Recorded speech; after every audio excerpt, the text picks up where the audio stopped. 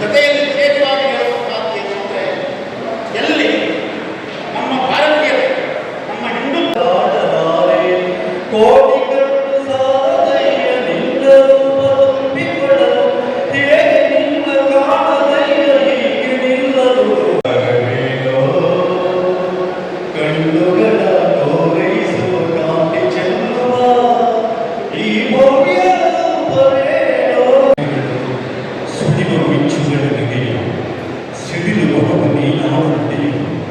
ಮೇರು ಪರ್ವತಗಳಲ್ಲಿ ಹಿಡಿದ ಕಥೆಯು ಪಾದ ಗಮನದಿಂದ ಆಧಾರವೇನೋ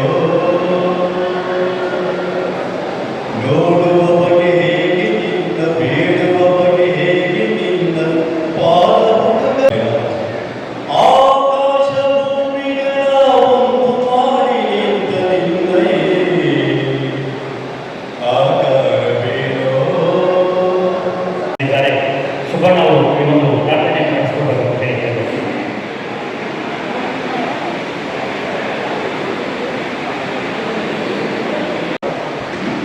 ಆಗಮಿಸಿದಂಥ ಎಲ್ಲ ನಮ್ಮ ವಿಪ್ರ ಸಮಾಜದ ಬಂಧುಗಳು ಬಾಂಧವರಿಗೆ ಸ್ವಾಗತವನ್ನು ಕೋರುತ್ತಾ ನವೀನೀರಾಗುವ ವಿನಂತಿಯನ್ನು ಮಾಡ್ತೇವೆ. ವಿಪ್ರ ಸ್ನೇಹಮೇಳನ ಕಾರ್ಯಕ್ರಮಕ್ಕೆ ನಾವು ಆಯೋಜನೆ ಮಾಡಿದ್ದೀವಿ. ಆಚರಣೆ ಸಂದರ್ಭದಲ್ಲಿ ಈಶ್ವರ ಕುಟುಂಬೇಶ್ವರ ಹಾಜರಿದ್ದಾರೆ. ಅವರಿಗೆ ಸ್ವಾಗತವನ್ನು ಕೋರುತ್ತಾ ವೇದಿಕೆ ಶಂಕರನಾರಾಯಣ ಶಾಸ್ತ್ರಿ ಅವರು ಕೂಡ ವೇದಿಕೆ ಬರಬೇಕು ಅಂತ ಕೇಳ್ಕೊಳ್ತೇನೆ. ಹಾಗೆ ಪಾಂಡ್ರಂಗ ದೇವಸ್ಥಾನದ ಅಧ್ಯಕ್ಷರಾಗಿರ್ತಕ್ಕಂಥ ರಾಮಣ್ಣ ಅವರು ಕೂಡ ವೇದಿಕೆ ಬರಬೇಕು ಅಂತ ಕೇಳ್ಕೊಳ್ತೇನೆ. ವಿಶ್ವೇಶ್ವರಯ್ಯ ಸೊಸೈಟಿ ಸ್ವಾಗತವನ್ನು ಸೋದರ ರಮೇಶ್ ಅವರು ನಡೆಸ್ಕೊಳ್ಬೇಕು ಅಂತ ಕೇಳ್ಕೊಳ್ತೇನೆ.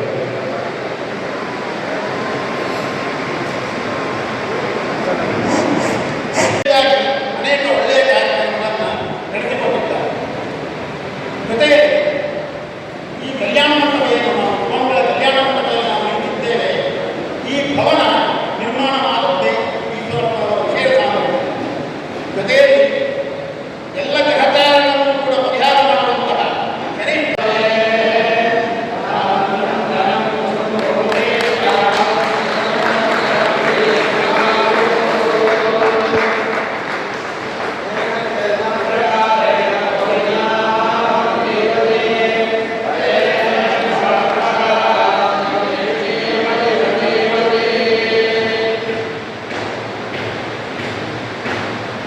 ಉಳಿದ ನನ್ನ ಆತ್ಮೀಯರಾದ ಮಾನ್ಯ ಈಶ್ವರಪ್ಪನವರು ಕಳೆದ 40 ವರ್ಷಗಳಿಂದ ಈ ಒಂದು ಸಾರ್ವಜನಿಕ ಕ್ಷೇತ್ರದಲ್ಲಿ ಸೇವೆಯನ್ನು ಮಾಡ್ತಾ ಇದ್ದಾರೆ. ಒಂದೊಂದೇ ಹೆಜ್ಜೆಯಿಂದ ಒಳ್ಳೆಯದಾಗಲಿಲ್ಲ ಎಲ್ಲ ಗುರಿಗಳನ್ನು ಕೂಡ ನಾಶ ಮಾಡುವಂತಹ ಉದ್ಯಮ ಪ್ರೇರಿತವಾಗಿ ಶನೇಶ್ವರ ದೇವಸ್ಥಾನದಲ್ಲಿ ಇಂದು 60 ಜನ ವೈದಿಕರು ಸೇರಿ ಶ್ರೀ ರುದ್ರ ಪಾರಾಯಣವನ್ನು ಮಾಡಿದ್ದಾರೆ. ಅಂತಹ ಈಶ್ವರಪ್ಪನವರು ಮುಂದೆಯೂ ಕೂಡ ಶಿವಗ್ರಾಮದಲ್ಲಿ ಧಾರ್ಮಿಕ ಮತ್ತು ಸಾಂಸ್ಕೃತಿಕ ಕಾರ್ಯಕ್ರಮಗಳು ನಡೆಯುವಂತೆ ನೋಡಿಕೊಳ್ಳಬೇಕು. ಅದನ್ನು ಮುಂದುವರಿಸುವಂತಹ ಸಾಮರ್ಥ್ಯ ಅವರಿಗೆ ಇನ್ನೂ ಹೆಚ್ಚಬೇಕು ಅಂತ ಎಲ್ಲ ವಿಪ್ರ ಬಾಂಧವರು ಸೇರಿ ಅವರಿಗೆ ಆಶೀರ್ವಾದವನ್ನು ಮಾಡ್ತಾ ಇದ್ದಾರೆ. ಸಮಯಕ್ಕೆ ತುಂಬ ಮಿತಿ ಇರುವುದರಿಂದ ಅವರ ಸಾಧನೆಗಳನ್ನು ಇನ್ನೂ ಹೇಳಬೇಕಾಗಿತ್ತು. ನನಗೆ ಬಂದ ಸೂಚನೆಯಂತೆ ಇಲ್ಲಿಗೆ ನಿಲ್ಲಿಸ್ತಾ ಇದ್ದೇನೆ. ಅವರು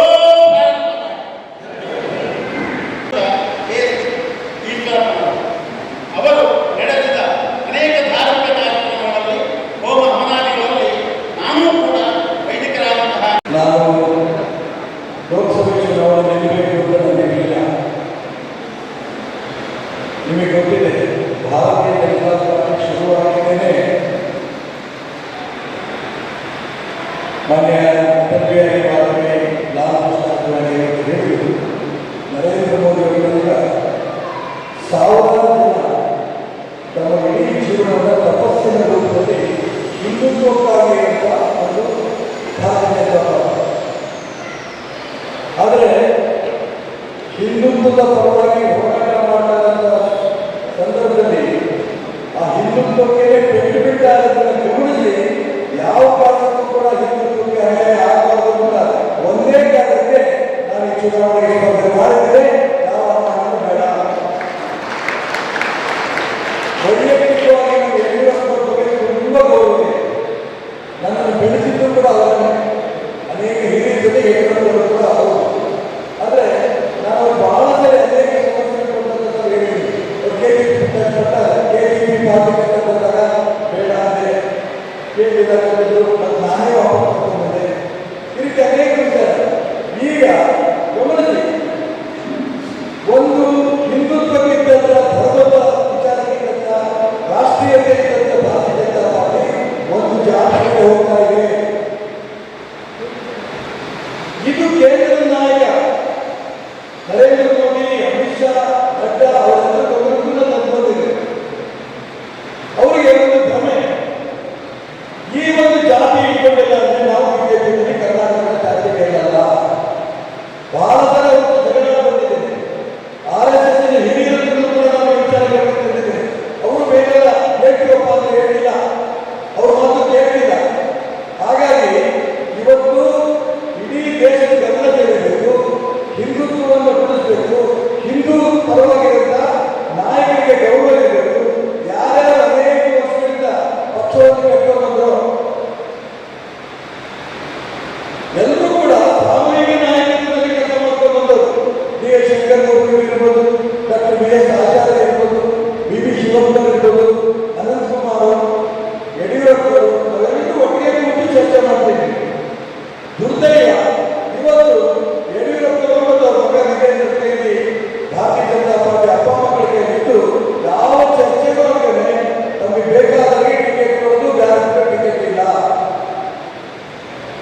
ಹಿಂದುತ್ವಕ್ಕೆ ಹೋರಾಟ ಮಾಡ್ತಾರೆ. ಅನಂತಕುಮಾರ್ ಅವರಿಗೆ ಪಕ್ಕಬಹುದು, ಸಿ.ಟಿ. ರವಿ ಪಕ್ಕಬಹುದು, ಪ್ರತಾಪ್ ಸಿಂಹ ಪಕ್ಕಬಹುದು, ಬಸವನಗೌಡ ಪಕ್ಕಬಹುದು. ಯಾಕೆಂದ್ರೆ ಈ ಚುನಾವಣೆ ಮುಗಿದಾಗ ಹೆಸರು ಚುನಾವಣೆ ಬರ್ತದೆ. ಇವರೆಲ್ಲರೂ ಕೂಡ ಗೆದ್ದು ಲೀಡರ್ಶಿಪ್ ಇದ್ದರೆ ನನ್ನ ಮಗ ಮುಖ್ಯಮಂತ್ರಿ ಆಗಲ್ಲ ಅಂತ ಒಂದು ಸ್ವಾರ್ಥ ರಾಜಕಾರಣಕ್ಕೋಸ್ಕರ ಈ ಬಂದು ಮಾತಿರೋದಕ್ಕೋಸ್ಕರ ಯಾವ ಕಾರಣಕ್ಕೂ ಇಲ್ಲ. ಹಿರಿಯರಿಗೆ ಹಿಂದುತ್ವಕ್ಕೆ ಹೋರಾಟ ಮಾಡ್ತಿರೋರಿಗೆ ನ್ಯಾಯ ಸಿಗಬೇಕು ಅಂತ ಒಂದೇ ಕಾರಣಕ್ಕೆ ಈ ಚುನಾವಣೆ ನಾನು ಸ್ಪರ್ಧೆ ಮಾಡಿದ್ದೇನೆ. ಬಹಳ ತಡವಾಗಿ ಬಂದೆ. ಯಾಕೆ? ನಾನಂತೂ 5 ಚುನಾವಣೆಗೆ ಆಶೀರ್ವಾದ ಮಾಡಿ ಗೆಲ್ಲಿಸಿದ್ದೇನೆ. 5 ಚುನಾವಣೆಗಳಲ್ಲಿ ಇಷ್ಟೊಂದು ಅಭೂತಪೂರ್ವ ಜನಬೆಂಬಲ ನಾನು ಕಂಡಿರಲಿಲ್ಲ. ಹೊರದೂರಿಂದ ಈಗ ಬಂದರೆ ಅಲ್ಲಿ ಒಂದು 500 ಜನ ಸೇರಿಕೊಂಡು ತಂದುಕೊಂಡಿದ್ವಿ. 5,000 ಸೇರಿದ್ರು. ಇಲ್ಲಿಂದ ನಾನು 7 ಗಂಟೆಗೆ ಹಸುಡಿಗೆ ಹೋಗಬೇಕಾಗಿದೆ. 8 ಆಗಿದೆ.